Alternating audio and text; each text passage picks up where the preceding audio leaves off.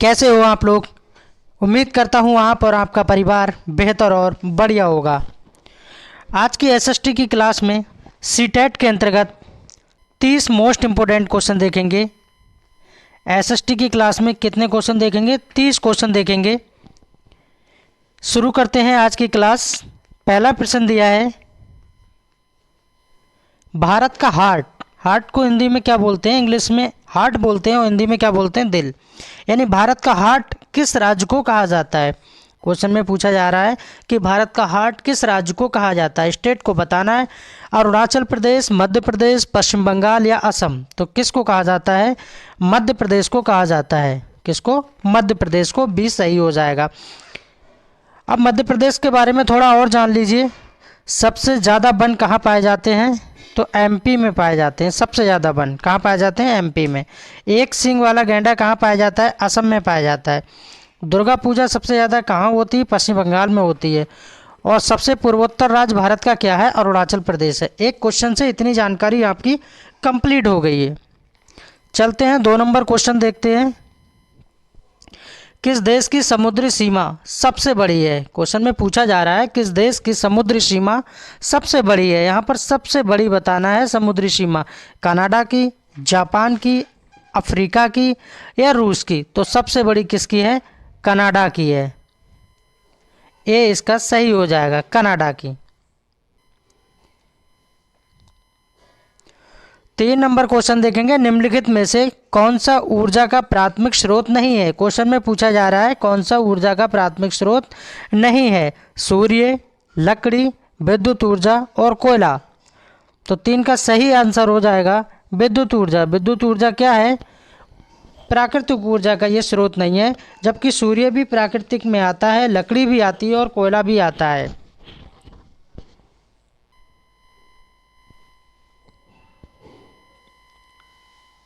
4 number question देखेंगे। विज्ञान की वह शाखा जिसमें समय की अवधि का अध्ययन किया जाता है।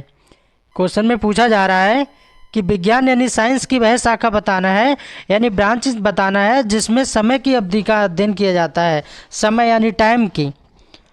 तो क्या हो जाएगा? क्रोनोलॉजी या क्रिस्मोलॉजी या फैदोमीटर या फिर बैरोमीटर। तो 4 का सही आंसर हो जाएगा क्रोनोलॉजी। क्या हो जाएगा? क्रोनोलॉजी। और साथ ही साथ बैरोमीटर के द्वारा भी क्या होता है? बैरोमीटर के द्वारा क्या मापते हैं? वायुदाब मापते हैं। ये भी पता होना चाहिए। वायुदाब मापते हैं। और फैदोमीटर के द्वारा क्या नापते हैं? समुद्र की गहराई।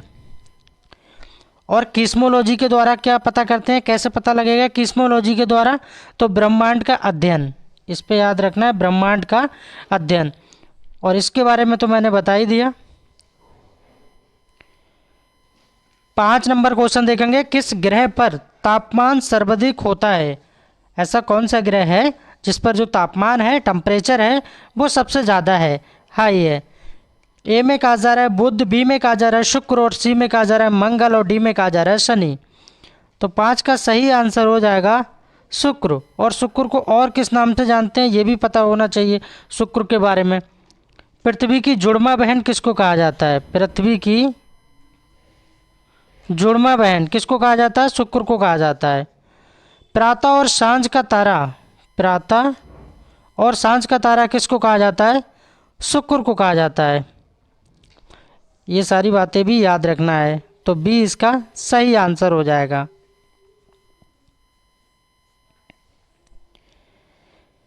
6 नंबर क्वेश्चन देखेंगे। तारा किसे कहते हैं? तारा, तारा के बारे में बात हो रही है। तारा किसे कहते हैं?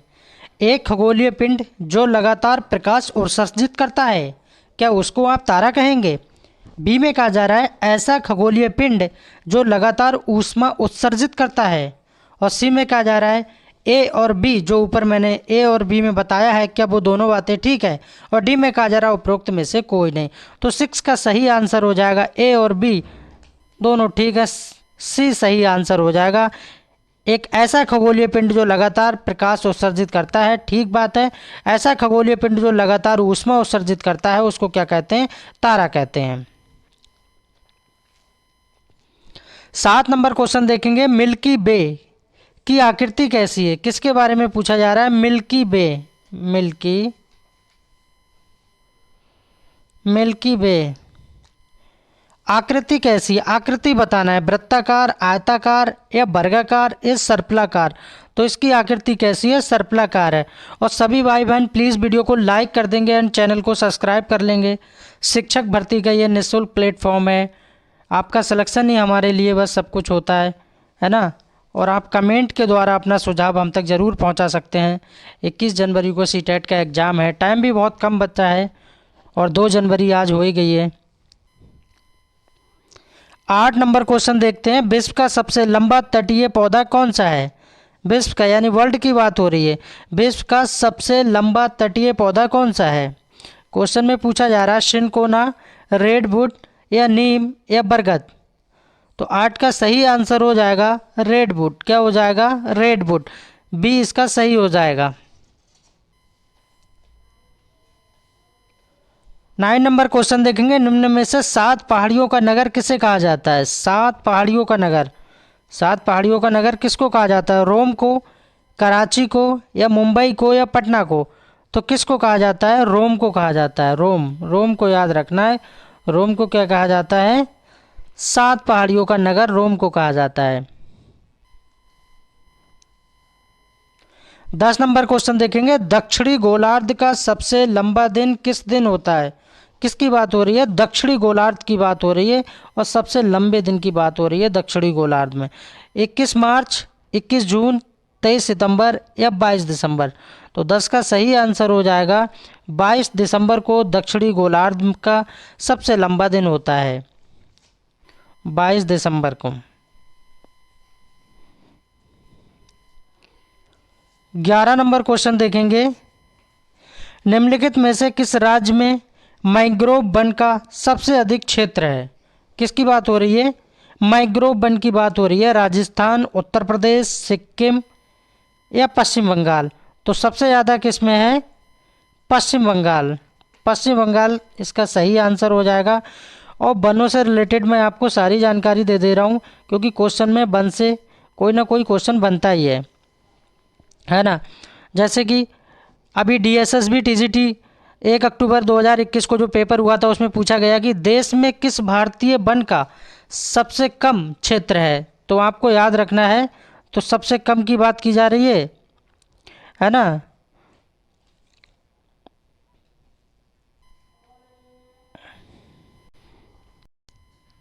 तो उसमें क्वेश्चन में क्या पूछा गया था कि देश में किस भारतीय वन का सबसे कम वन क्षेत्र है। तो वहाँ पर क्वेश्चन में क्या था, तो मैंग्रोव वन का प्रतिशत जो है वो सबसे कम है क्वेश्चन में। क्योंकि एग्जामिनर जब पेपर बनाता है तो अलग से नहीं बनाता है, इन्हीं सब से ही घुमा फिरा के पूछता है। तो मैंग्रोव वन का क्षेत्र सबसे कम है। अब इसमें पूछा जा रहा है 11 नंबर क्वेश्चन में कि निम्नलिखित में से किस राज्य में मैंग्रोव वन का सबसे अधिक क्षेत्र है। राज्य के अकॉर्डिंग आपको बताना है कि सबसे अधिक किस में, सबसे ज़्यादा कहाँ पर है। तो आंसर हो जाएगा आपका पश्चिम बंगाल।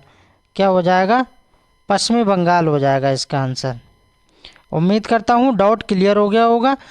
12 नंबर क्वेश्चन देखते हैं।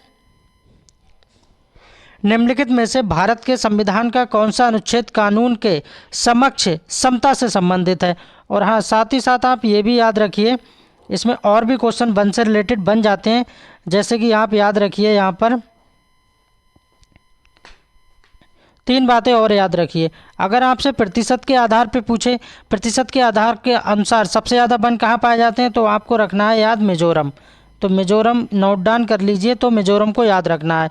सबसे ज़्यादा घने वन कहाँ पाए जाते हैं, घने वन की बात की जा रही है, तो घने वन अरुणाचल प्रदेश को याद रखना है। किसको रखना है, अरुणाचल प्रदेश को याद रखना है। प्रतिशत में मिजोरम को याद रखना है और घने वनों में अरुणाचल प्रदेश को याद रखना है। और सबसे ज़्यादा वन पूछा जाए तो मध्य प्रदेश को याद रखना है। वनों से क्वेश्चन बनेगा तो गलत नहीं होगा। उम्मीद करता हूँ पूरी जानकारी हो गई होगी। नेक्स्ट क्वेश्चन देखते हैं। 12 नंबर क्वेश्चन देखते हैं। निम्नलिखित में से भारत के संविधान का कौन सा अनुच्छेद कानून के समक्ष क्षमता से संबंधित है। अनुच्छेद 16, अनुच्छेद 15, अनुच्छेद 14, अनुच्छेद 13। तो कौन सा अनुच्छेद है, तो अनुच्छेद 14 है। क्या है, अनुच्छेद 14। तो सी इसका सही आंसर हो जाएगा। नेक्स्ट क्वेश्चन देखते हैं। 13 नंबर। भारतीय संविधान में स्वतंत्रता, समानता और बंधुत्व के सिद्धांत संविधान से लिए गए हैं। ये आपको बताना है कि फ्रांस से लिए गए हैं या आयरलैंड से लिए गए हैं या कनाडा या अमेरिका। तो ये कहाँ से लिए गए हैं? तो फ्रांस से लिए गए हैं। यहाँ पर फ्रांस क्या हो जाएगा? यहाँ पर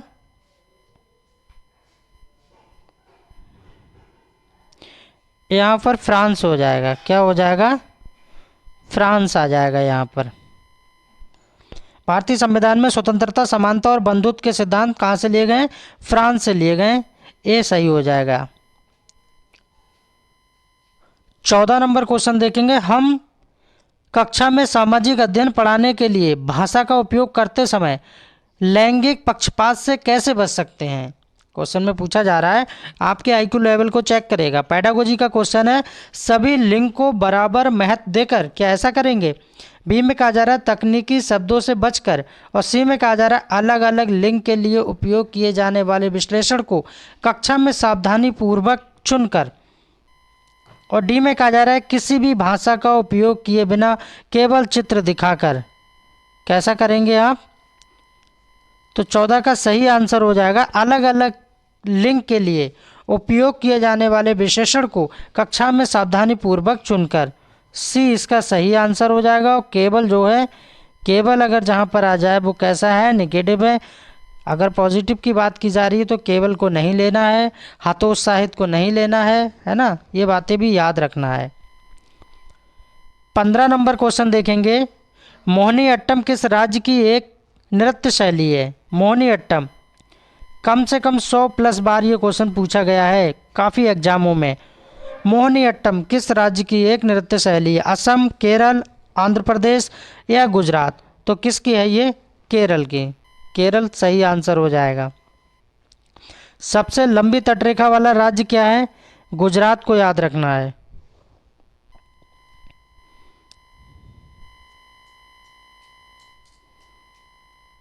16 नंबर क्वेश्चन देखेंगे। जब ध्रुव में भूमध्य रेखा की ओर बढ़ते हैं, जब ध्रुव में भूमध्य रेखा की ओर बढ़ते हैं तब जैव विविधता क्या होता है? बढ़ती है या घटती है या स्थिर रहती है या इनमें से कोई नहीं?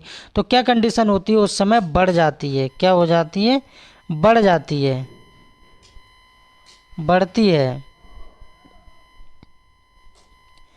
17 नंबर क्वेश्चन देखेंगे। निम्न में से कौन सा युग्म गलत है? यहाँ पर गलत बताना है आपको। 3 सही हैं और 1 गलत है। उस गलत को बताना है। बंगाल विभाजन क्या 1905 में हुआ था? असहयोग आंदोलन क्या 1920 में हुआ था?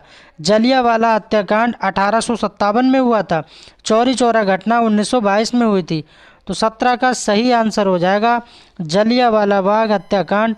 13 अप्रैल 1919 को अमृतसर पंजाब में ये घटना हुई थी, जिसमें कि जनरल डायर ने गोलियां चलवाई थी और जिसमें ही उधम सिंह के पिता ख़त्म हो गए थे। तो ये घटना वहाँ की है, ना कि ये घटना जो 1857 दिया है, ये बात गलत है। बाकी चौरी चौरा घटना 1922 ठीक है। बंगाल विभाजन 1905 में हुआ है, असहयोग आंदोलन 1920, वो डेट तीनों ठीक है। जबकि सी गलत है, वो गलत पूछा जा रहा है। 18 नंबर क्वेश्चन देखेंगे। पश्चिमी विक्षोभ किसे कहा जाता है? पश्चिमी विक्षोभ किसे कहा जाता है? शीत ऋतु में भूमध्य सागर से उठने वाला शीतोष्ण चक्रवात, या ग्रीष्म ऋतु में भूमध्य सागर से उठने वाला शीतोष्ण चक्रवात, या हिंद महासागर से उठने वाला दक्षिण पश्चिम मानसून, या इनमें से कोई नहीं? तो 18 का सही आंसर हो जाएगा शीत ऋतु में। किसकी बात हो रही है? शीत ऋतु की बात हो रही है। शीत ऋतु में भूमध्य सागर से उठने वाला शीतोष्ण चक्रवात। ए इसका सही हो जाएगा। 19 नंबर क्वेश्चन देखेंगे। मानसूनी वन किसे कहते हैं? मानसूनी वन किसे कहते हैं? उष्ण कटिबंधीय आर्द्र पर्णपाती वन को, या उष्ण कटिबंधीय शुष्क पर्णपाती वन को, या उपोष्ण कटिबंधीय वन को, या कटीले वृक्ष व झाड़ियों को? तो किसको कहा जाता है? उष्ण कटिबंधीय आर्द्र पर्णपाती वन को कहा जाता है। ए इसका सही आंसर हो जाएगा।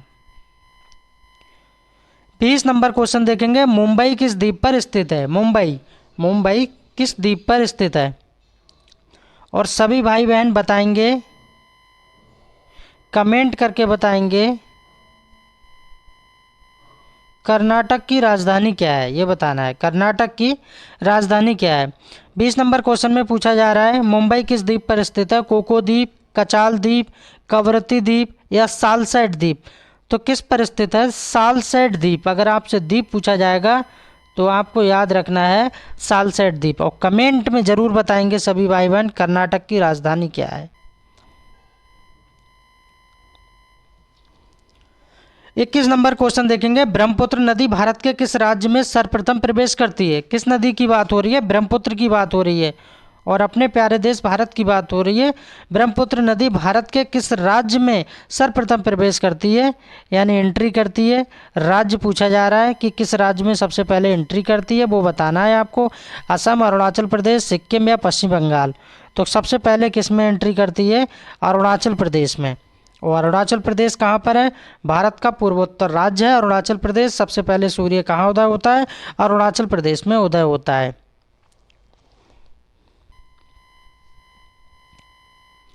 22 नंबर क्वेश्चन देखेंगे, भारत का दक्षिणतम बिंदु कौन सा है? जो भारत का दक्षिणतम पॉइंट है वो कौन सा है? दक्षिण, क्योंकि आपको पता होगा उत्तर, दक्षिण, पूरब, पश्चिम, है ना? तो कौन से वाले पॉइंट को पूछा जा रहा है? यहाँ पूछा जा रहा है कि दक्षिणतम बिंदु कौन सा होगा, इंदिरा कॉल, इंदिरा पॉइंट या द्वारिका या जामनगर? तो 22 का सही आंसर हो जाएगा, क्या हो जाएगा? इंदिरा पॉइंट हो जाएगा। बी आंसर सही हो जाएगा। 23 नंबर क्वेश्चन देखेंगे, भारत का कौन सा राज्य क्षेत्रफल की दृष्टि से सबसे बड़ा व सबसे छोटा है? एक तो आपको क्षेत्रफल की दृष्टि से बताना है, सबसे बड़ा बताना है और छोटा भी बताना है। यहाँ पर आपको बताना है बड़ा और छोटा, दोनों बातें बताना है। तो क्षेत्रफल की दृष्टि से सबसे बड़ा तो क्या होगा? राजस्थान होगा। अब राजस्थान इसमें है और राजस्थान इसमें है, ये गलत हो जाएगा और ये भी गलत हो जाएगा, है ना? तो अब 23 का क्या हो जाएगा? सी हो जाएगा। तो सबसे बड़े में याद रखना है आपको राजस्थान और सबसे छोटे में याद रखना है गोवा। गोवा क्षेत्रफल की दृष्टि से भारत का सबसे छोटा राज्य है और सबसे बड़ा राज्य क्या है? राजस्थान है। और भारत का सबसे बड़ा जनसंख्या की दृष्टि से राज्य कौन सा है? तो उत्तर प्रदेश को याद रखना है। और कमेंट करके बताएंगे कि भारत का सबसे छोटा राज्य जनसंख्या की दृष्टि से कौन सा है। 24 नंबर क्वेश्चन देखेंगे, संसार की सबसे लंबी पर्वतमाला एंडीज का विस्तार किस महाद्वीप में है? अब एक क्वेश्चन तो आपका यही तैयार हो गया कि क्वेश्चन में पूछा ही जा रहा है कि संसार की सबसे लंबी पर्वतमाला कौन सी है? तो एंडीज है। क्या है? एंडीज है, ये भी याद रखना है आपको। अब यहाँ पूछा जा रहा है कि एंडीज पर्वतमाला तो है लेकिन वो किस महाद्वीप में है? दक्षिणी अमेरिका, यूरोप, एशिया या अफ्रीका? तो किस महाद्वीप में है? दक्षिणी अमेरिका महाद्वीप में स्थित है। 25 नंबर क्वेश्चन देखेंगे, काकोरी कांड कब हुआ था? काकोरी कांड, और ये काकोरी कहाँ पर है? काकोरी एक रेलवे स्टेशन है। काकोरी कांड क्या हुआ था? ट्रेन की घटना है। ये क्या है? रेलवे स्टेशन है। रेलवे स्टेशन है, कहाँ पर है ये? अगर आप लोग घूमने जाते हो तो ये लखनऊ के पास है। काकोरी कांड की घटना कहाँ हुई थी? लखनऊ के पास है। 8 अगस्त 1924 को, 10 मई 1926 को, 20 अगस्त 1925 को या 9 अगस्त 1925 को? आपको बताना है कि काकोरी कांड की जो घटना हुई थी वो कब हुई थी। तो 9 अगस्त 1925 को हुई थी और ये ट्रेन की घटना है, मैंने बता ही दिया था।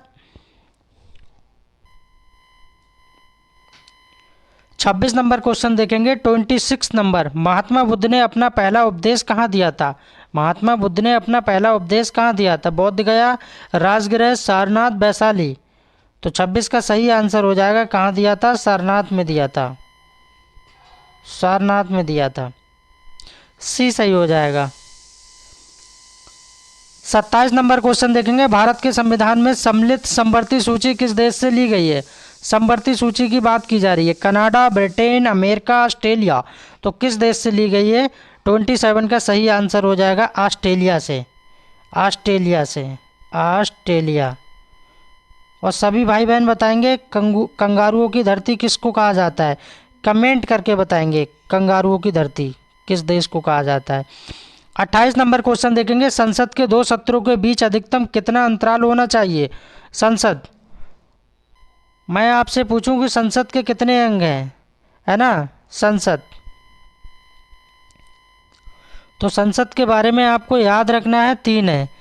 एक तो आपको लोकसभा याद रखना है और एक आपको राज्यसभा याद रखना है और एक आपको राष्ट्रपति याद रखना है। कोई भी बिल होता है लोकसभा या राज्यसभा से पास होके फाइनल सिग्नेचर के लिए राष्ट्रपति के पास जाता है, और इसी लोकसभा को क्या कहा जाता है, निम्न सदन कहा जाता है, ये भी रखना।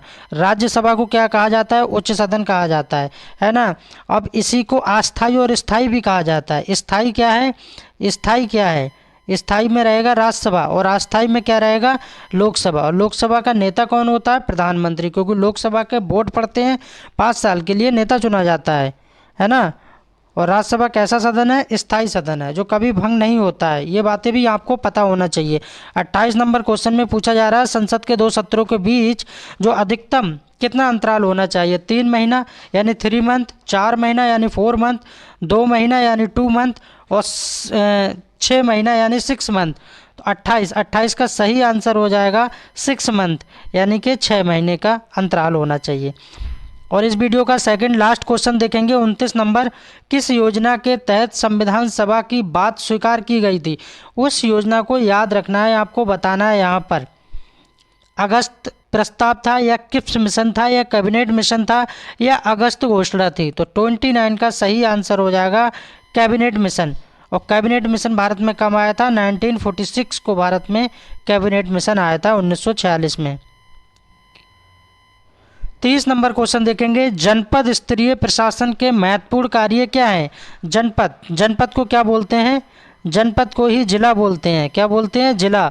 और जिला को इंग्लिश में डिस्ट्रिक्ट बोलते हैं, है ना। जो डीएम होता है उसको क्या बोलते हैं, डिस्ट्रिक्ट मजिस्ट्रेट बोलते हैं, यानी जिला अधिकारी बोलते हैं। ये भी बातें, छोटी छोटी बातें पता होना चाहिए, ठीक है। 30 नंबर क्वेश्चन में जनपद स्तरीय प्रशासन के महत्वपूर्ण कार्य क्या है, कानून व्यवस्था, भूमि व्यवस्था और सुरक्षा व्यवस्था, या शिक्षा व्यवस्था और स्वास्थ्य व्यवस्था, या उपरोक्त सभी।